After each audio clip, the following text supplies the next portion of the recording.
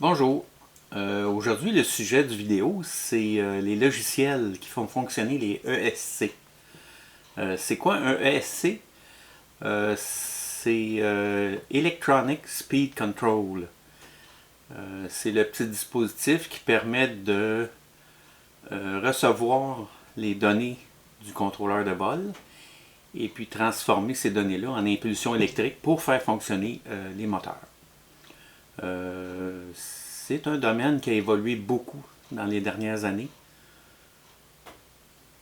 Alors la fonction du ESC, c'est finalement de garder le drone en vol stable et de répondre bien aux commandes du pilote. Avec les années, quelques logiciels se sont succédés pour faire fonctionner les ESC.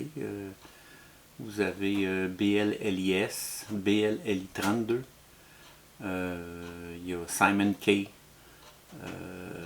Blue Jay, KISS et AM32. Dans le cas de BLLI32, la compagnie, étant donné que les drones servaient à faire la guerre en Ukraine, ils ont décidé de se retirer de ce domaine d'expertise, puis ils ont fermé la compagnie. BLLI32, c'était un logiciel qui n'était pas open source. Alors, en cessant les activités, toutes les ESC qui fonctionnaient avec BLLI32 ont plus de mise à jour. Alors, les logiciels utilisés couramment aujourd'hui, il y a le BLLIS, Blue Jay et AM32. Ce sont principalement ceux qu'on va voir le plus souvent. Ce sont tous des logiciels open source qui sont gratuits. Celui qu'on voit le plus souvent, c'est le BLLIS. Le BLLIS, il est très simple à utiliser. Par contre, il manque quelques fonctions plus sophistiquées, dont le Bidirectional D-Shot. Alors, on recommande à ce moment-là d'installer Blue Jay, qui peut être installé sur le même ESC, qui va ajouter quelques fonctions, dont le Bidirectional D-Shot, et un petit logiciel aussi pour changer la musique que les moteurs font quand on branche la batterie. Aujourd'hui, ils ont simplifié beaucoup aussi la façon de brancher l'ordinateur sur les ESC.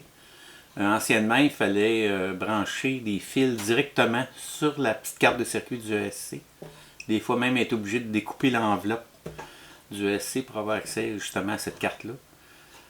Aujourd'hui, ce qu'on fait, c'est qu'on branche l'ordinateur directement sur le contrôleur de vol. Et il y a un bypass qui se fait, puis on peut accéder directement au ESC par l'intermédiaire du contrôleur de vol. Ça simplifie beaucoup les... Dans le cas de BLLIS et de Blue Jay, on peut utiliser ce qu'on appelle le ESC Configurator directement en ligne, au lieu de télécharger un programme puis de l'installer. Alors la façon d'utiliser Blue Jay ou BLLIS, c'est qu'on va sur la page S-Configurator. On branche notre drone sur le PC. Ensuite, ce qu'on fait, c'est qu'on branche la batterie sur le drone. Évidemment, quand on fait cette opération-là, il faut enlever les hélices d'abord. Donc, la première opération, après avoir branché la batterie, c'est de cliquer sur Connect. À ce moment-là, la page va changer. Dans le bas aussi, on va voir Read ESC. On clique là-dessus. Et puis, si tout fonctionne bien, on va pouvoir lire ce qu'il y a sur les ESC. Alors, on a différents choix de réglage. La première chose à vérifier, c'est la version du software qui est installé sur les ESC. On peut flasher les ESC. On les flash indépendamment, mais il y a un bouton qui peut permettre de les flasher à la suite, un en arrière de l'autre.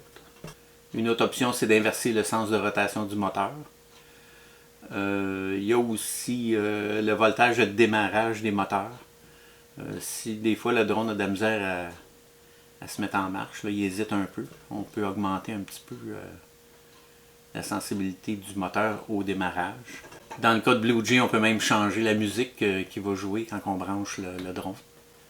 Dans le cas de BLLI 32,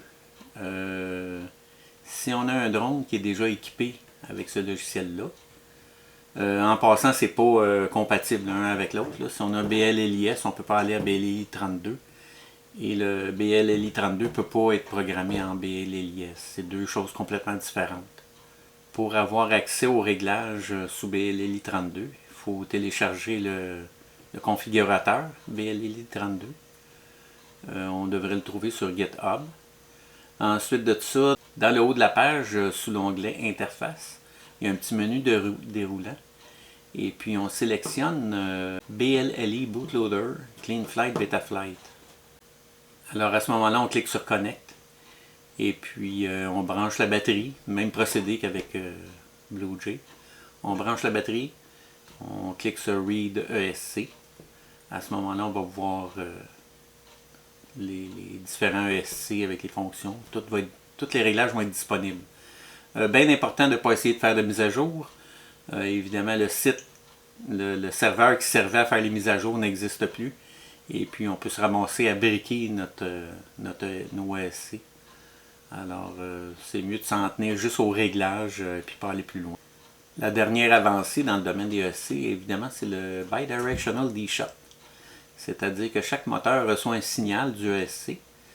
Et puis, il renvoie la télémétrie au ESC. Et le ESC va optimiser le fonctionnement du moteur. Ça va donner un moteur qui est plus efficace, plus grand temps de vol, plus long temps de vol. Le moteur va rouler moins chaud. Alors, ça fait une bonne différence. Surtout sur les machines plus petites, là, on voit plus la différence. J'ai vu avec les années l'évolution des ESC. Quand j'ai commencé, il y a plus de 10 ans, un drone, quand on perdait de l'altitude, on réduit le throttle, le drone descend, il y avait beaucoup d'oscillations. Et puis on mettait ça sur la faute du prop wash. Là, c'était les turbulences des hélices qui faisaient bouger le drone. Aujourd'hui, il n'y a plus ça du tout. Là. Les logiciels sont beaucoup plus performants. Les ESC ils ont évolué aussi. Alors, peu importe les manœuvres qu'on fait, il n'est pas censé avoir des oscillations et des tremblements indésirables. Les premiers drones aussi, chaque ESC était séparé, attaché après le bras à côté de chaque moteur. Et puis, les ESC étaient branchés sur le contrôleur de vol indépendamment. Aujourd'hui, ce qu'on voit, c'est plus des 4 en 1. C'est qu'ils vont intégrer les 4 ESC dans la même carte. Et puis cette carte-là est branchée sur le contrôleur de vol avec une prise. Ça simplifie beaucoup la construction des drones. Le seul inconvénient, s'il y a un ESC qui brûle, il faut changer la carte au complet. Il y a même des petits drones aussi qui vont intégrer les ESC dans le contrôleur de vol. Alors, c'est des tout en un. Là. Alors, il y a une seule carte. Ils vont même mettre le receiver dans ça. Ils peuvent même mettre, dans certains cas, des VTX. Alors, ça donne des drones beaucoup plus légers quand on est dans des petits formats là, comme les Whoop ou les Toothpicks. Ça fait des drones beaucoup plus simples, moins de filage, plus légers. Par contre, s'il y a quelque chose qui fait défaut parmi toutes ces composantes-là, ben, c'est la carte au complet qui est plus bonne. Ce qui est bien important, c'est quand on a des ESC, c'est de connaître quel type de logiciel qu'il y a dessus. C'est pas vraiment évident, c'est pas toujours facile à savoir. En gros, c'est soit qu'on a un BLLIS ou Blue Jay qui sont compatibles l'un avec l'autre. On peut avoir BLLI 32 qui est discontinué, mais malheureusement encore des compagnies le vendent sans payer les droits parce que la compagnie n'existe plus. Et puis on ne peut pas faire de mise à jour. Il y a un nouveau aussi qui arrive sur le marché, c'est AM32. Ce qui va remplacer graduellement le BLLI 32. Mais encore là, c'est pas compatible. Si on a du BLLI 32, on ne peut pas programmer AM32 dessus. C'est pas la même chose. Alors, ça conclut mon vidéo sur l'ESC. C'est pas un sujet très élaboré. Disons, il n'y a pas grand réglage à faire quand même à comparer à ce qu'on programme dans Betaflight, mettons. Mais c'est quand même bon à savoir comment fonctionnent ces petits logiciels-là pour pouvoir régler notre drone comme il faut.